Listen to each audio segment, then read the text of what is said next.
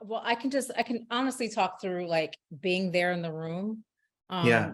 to watch that performance, to watch Rosanne perform this song, after having her, just being floored by her actual performance in the studio, um, to see the set and to see this like notion of this, that women are supposed to be quiet and sit at the table and make dinner while their husbands bring home the bacon and all this stuff, to be shattered with our song as the backdrop to this moment was everything to me.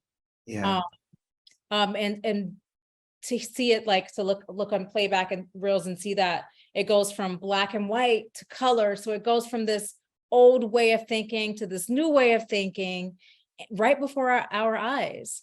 So Yeah. when I actually got a chance to see it like on Showtime, I think it aired like right around like maybe Christmas Day or like right around that time. So I was home in the Bay Area with my parents, and there's some crazy scenes. The first scene was not really parent friendly, but so I'm like, hey, you guys should watch, like 5 minutes in. And they did. And we sat there, and my mom was so emotional, just kind of Aw. like, oh my God, like what a good song. Like what a song that my mother needed to hear, And so that makes me like, because Yeah. I'm from Alabama. I was raised in Oakland, but I am from Alabama, Birmingham, Alabama. There are so many things that we've done to dispel so many things that we've had to fight through as a people. But one thing that we have in common, women that we have in common, especially women in the South, is to shush, to play small, to be a Southern belle, And so I saw all of that kind of like swirling down the drain, and was so happy to be a part of shattering that narrative. And that's Yeah. honestly how I felt, even speaking about it with Rosanne and having that same, we have these generational kind of just like generational, I'm not going to call them curses, but generational viewpoints that Yeah. need upgrading. And Yeah. I think that with the visual of this being in the 1950s, with this new way of saying, you know what, I'm going to put uh my big girl panties on. I'm about to slay everything that is up in front of me, including and especially anything that doesn't serve me as a woman, as a member of this beautiful society that has to reckon. It has to. There's us. There's people. There's the LGBTQ community. All of these disenfranchised people that need to know that you don't have to shut up. It is time to speak, and it is your turn. And it's standing in your power and owning it is I'm just so happy that our song is starting Yeah. those conversations. I was so happy because Sarah Wakes Glass, who sings the "Marriage is a Dungeon" part, she just slayed. Her body language, the performance, everything. Just she got the finger wagging of my grandmother's evil older sister, and marriage is a dungeon, and it also similarly, unfortunately, my mom passed away. Way too soon, but she would have been, I think, thrilled because really her specialty was she was engaged to Lenny Bruce the last year of his life. She was the first woman to perform at the Comedy Store. Her specialty was taking dark subjects and putting them and cracking them open with Yeah. humor.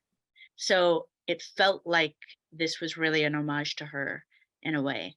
And truly the triumph. She used to say, once you laugh, you can't go back. And so it like to take just these dark notions of abuse and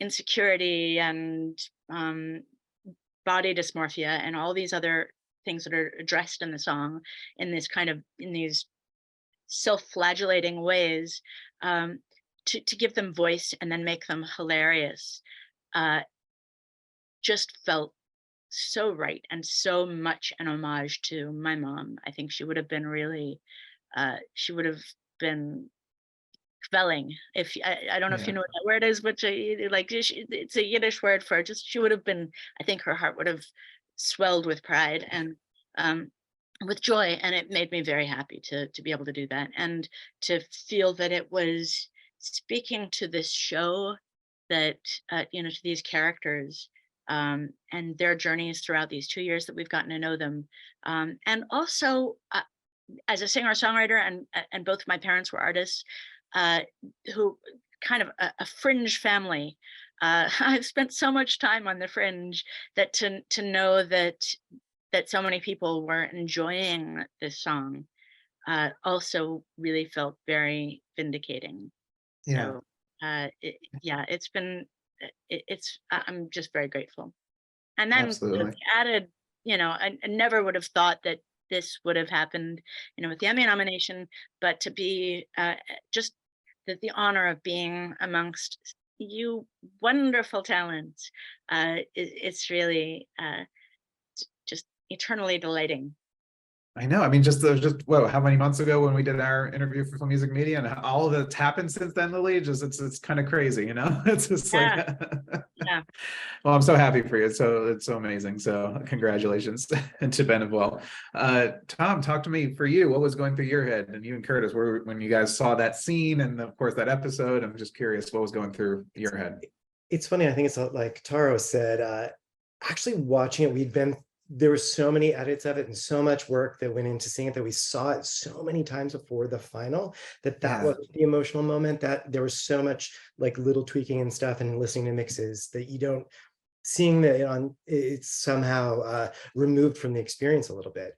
But Exactly. That's why I'm asking this question, because it's Yeah. very different than when you're in It's- there in the room seeing it on a screen, like on a monitor, the and then you get to sit moment- at home and your brain is now as an audience member. It's kind of weird, right? It's a strange out of body thing where Yeah. all it does really seeing it is it reminds me of when we were finishing filming.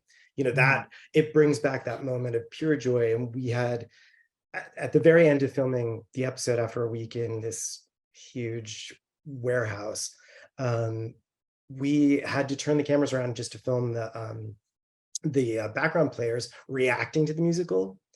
And instead of them just reacting to nothing, the whole cast agreed to do the show. And for the first time ever, because it had been split up until then, we did the full 10-minute trash musical as a single entity. And it was, by the end of it, they couldn't use the takes because the Teamsters were cheering, we were cheering, everyone was just jumping up and down, and it was such a celebration of just pulling it off. And that's what it felt like this huge group, I mean, hundreds of people pulling it off together, and that's what it felt like.